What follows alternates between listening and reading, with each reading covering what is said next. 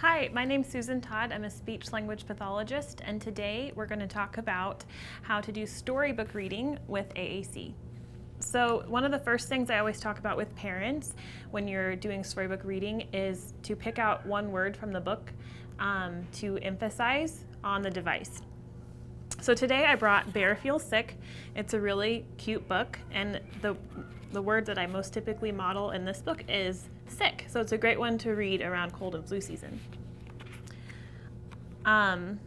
Books, when you're thinking about books to pick out for modeling AAC, think about books that are of high interest to your child.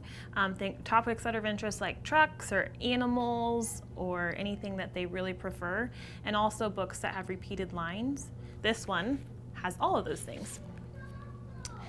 So we'll just get started reading, and I'll show you kind of how I read a book. Alone in his cave as the autumn wind blows, Bear feels achy with a stuffed up nose. He tosses and he turns, all huddled in a heap. Bear feels tired and he just can't sleep. He sniffs and he sneezes, he whiffs and he wheezes, and the bear feels sick. His friends gather round. Come out, Bear, and play. Bear shakes his head. I'm too sick today. Mouse mutters, oh my, Bear's head is too hot. Hare says, we will help. Here's a warm, cozy spot. Bear mumbles and moans. He grumbles and groans, and the bear feels sick.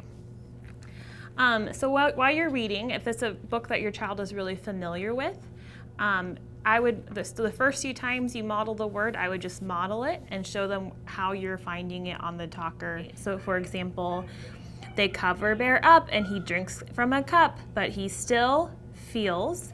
And then I would come over and kind of show where the word is on the device and pause and see if the child will anticipate what that next word is.